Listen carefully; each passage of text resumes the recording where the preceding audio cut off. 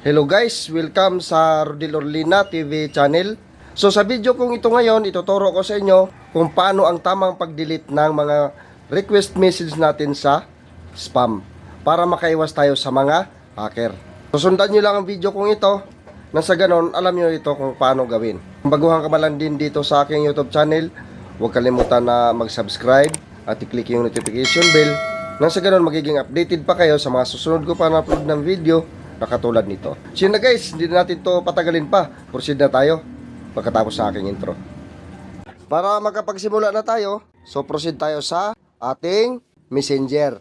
So ito yung messenger natin, click natin to. So napakadali at simple lang nitong gawin mga idol, pero napakahalaga kung paano natin protektahan yung ating account.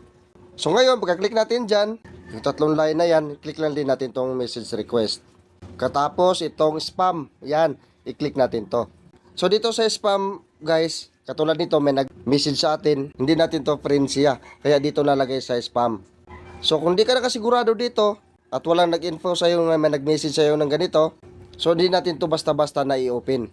Kasi pag once na i-open natin to, tapos mayroon siyang link dyan, at magka-interest tayo pag click sa link na yan, so automatic makuha na yung information sa ating account. Kaya doon na magsimula na ma-hack na yung ating account. So para makaiwas tayo, gagawin lang natin dito, i-click lang natin tong tatlong dot sa taas. Yan. Katapos select chat. Yan, click natin to. Then itong mga bilog nito guys, ito yung i-click natin. Huwag tayong mag-direct dyan mismo sa message niya.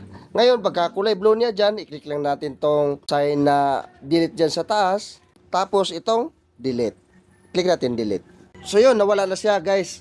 So ibig sabihin lang nun, di natin na-open yung message niya. Di natin alam kung sino yung nag-message sa atin. Para makasigurado tayo, ganun na lang gagawin natin. Kung walang nag-info sa atin na may nag-message sa atin ng ganyan. So ganun lang pag-delete sa mga spam message guys.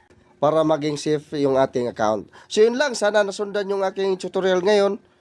At may natutunan kayo. Nang sa ganun, alam nyo na din itong gawin kung kayo nang gagawa nito. So abang-abangan nyo na lang uli yung mga susunod ko pa na-upload na video. Maraming salamat.